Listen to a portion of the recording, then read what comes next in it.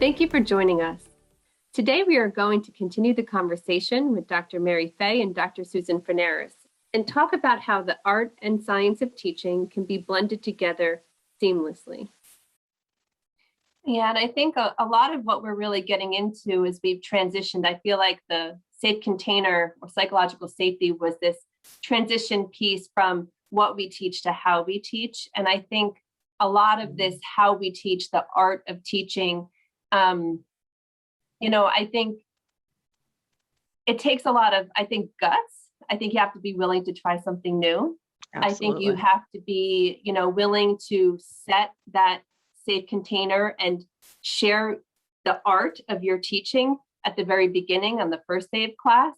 I even think it begins before the first day of class in your own reflection as a teacher, kind of getting yourself grounded and intentional in what you're going to do. And I think when we think about continuing that art of teaching or that developing a safe container every day, every time you engage with a learner, whether it's in your office or in the classroom or in clinical, that it's a continuous process. And then I think it also, there's even an opportunity to extend your art of teaching at the end when you're doing a handoff and you're saying, all right, we completed this course and you've completed the outcomes and I'm very proud of you. And here's where you're going, and kind of give like a little bit of a preview as to where you're going in the next semester.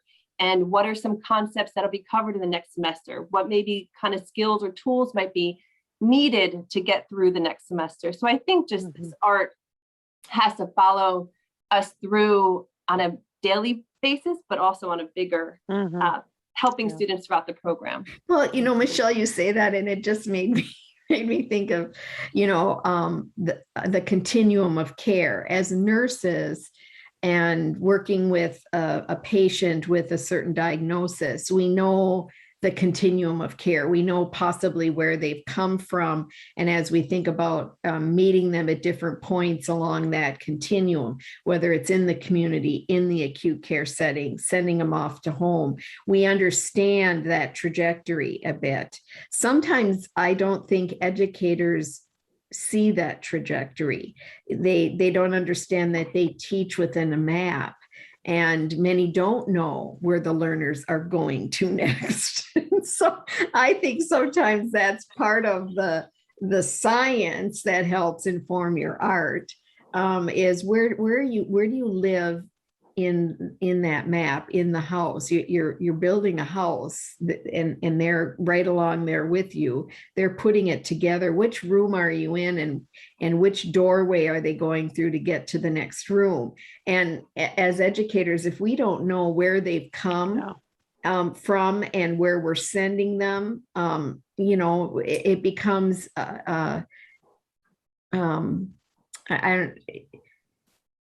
it becomes a thing in and of itself, as opposed to part of a bigger picture, part of the development or the building of that complete nurse.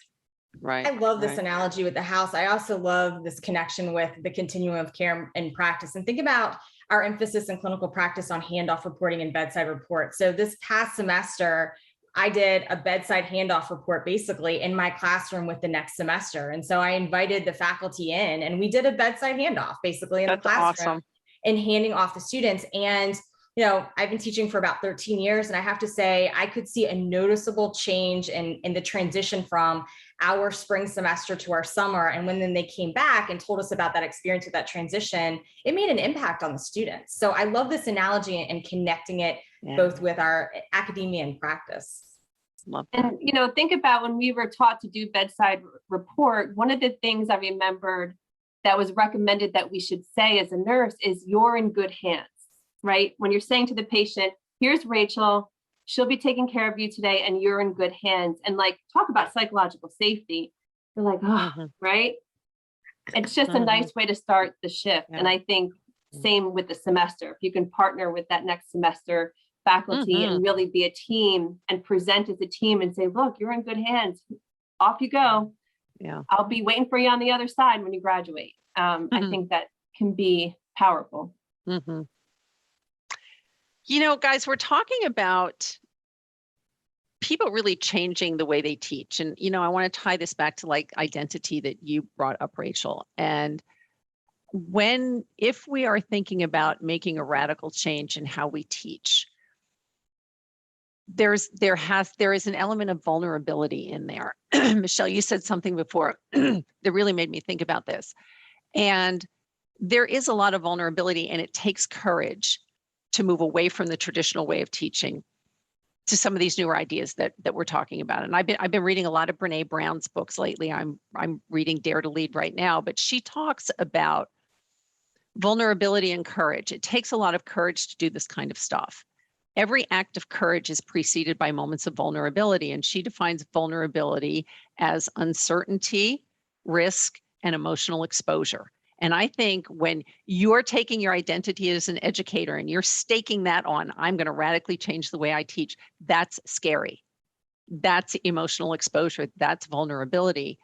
But courage is always preceded by these moments of vulnerability. And so I'm saying all this just to say to educators, like, if it seems scary to make these kinds of changes, that's okay. Like, push on through the fear, because I promise you the payoffs are so worth it. And I think that's why I always loved simulation so much, is because, you know, we were sticking our necks out. We were trying something new and radically different. We didn't know what the outcome was going to be, but oh my God, the engagement of your learners.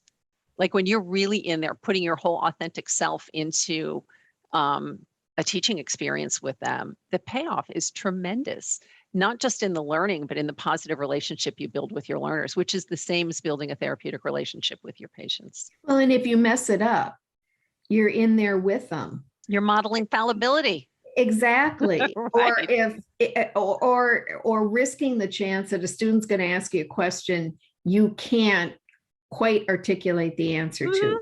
Well, the patient's going to do the same thing someday. And so how do we reconcile that? You know, I just think the fact that we give our learners a chance to see us as infallible, or fallible, not infallible, fallible. We're human, and risking that in front of them and being okay with it says a lot about you as a person and an educator. Right. You know, it's an adventure, and sometimes it works and sometimes it doesn't work. And our ability to be okay in that space with our learners to say, yeah, that didn't work. I don't know. I love it. Well, it almost makes me think like trust goes both ways. Exactly. Like we want them to trust us. I need to trust them too. That if I'm not perfect, they won't think anything less of me because of that. Exactly. Yeah. Yeah. I mean, it goes back, there's so many good Brene Brown snippets you put in here about this, but it goes back to when she talks about armoring up. Humans tend to armor up.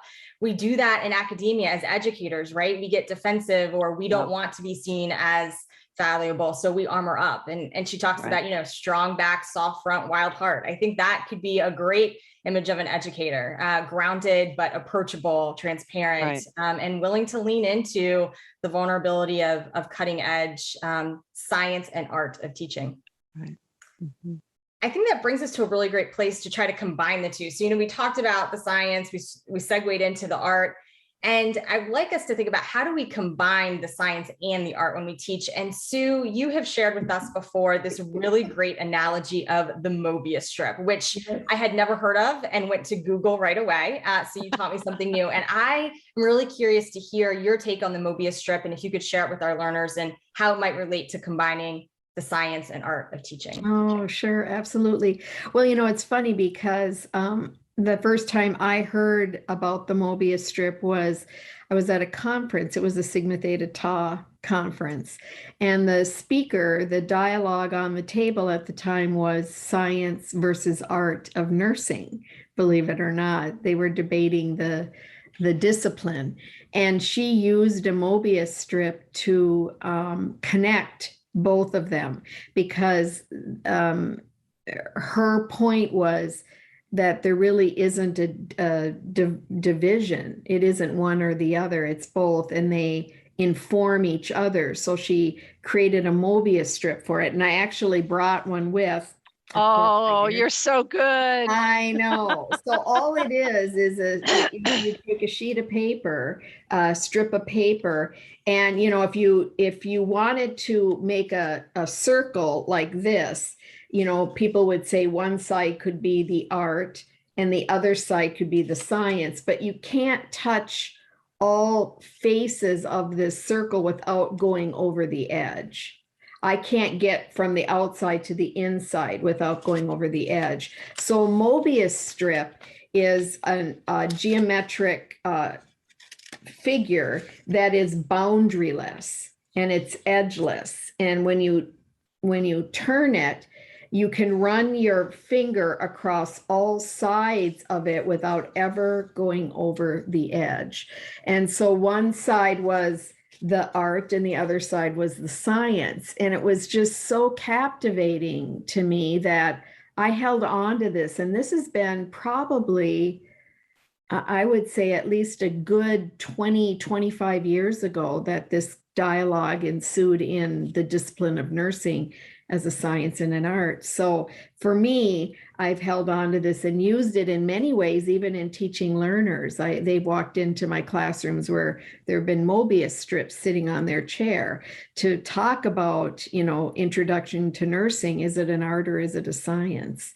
And really gets them thinking about this wonderful discipline they're engaging in, developing their knowledge on, as well as their skills. And so anyway, that's what brings it together for me, because I think when you use the science in a way that informs you, how you see it, you also are delivering it and enveloping an art in the way in which you're going to relay that to others. And so in nursing one way, in education another. So yeah.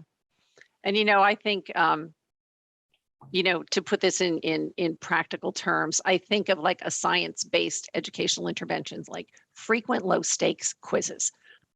We know that frequent low stakes quizzes embedded across a course can really help your learners retain knowledge as they're constantly retrieving. And so that's sort of a science-based thing. How I present that to my students is the art. You can present it to your students as, you're going to get quizzed every week in class because we want to see what you know. Or you can say, look, guys, we're going to do these frequent low stakes quizzes. And here's why. Because there's science that shows us that every time you go into your long-term memory and retrieve knowledge and surface it again, it strengthens those connections. So by doing these low stakes quizzes every week, I'm actually going to help you retain knowledge so that when you get to the test, you're going to do better on the test. Like, that is a psychologically safe way, art, to present a science-based intervention that you're going to be doing in your classroom. And that's really the blending. It's using the techniques, but partnering with your learner so that they understand what's the benefit of this. That is great. Oh, I just want to thank you both. You two truly are the educators. So thank you so much for sharing your wisdom and insights. It's always a blessing to get a chance to spend time with you and hear your insights. So thanks. Thank you for inviting us. It's our privilege and our pleasure. Really, our pleasure, guys.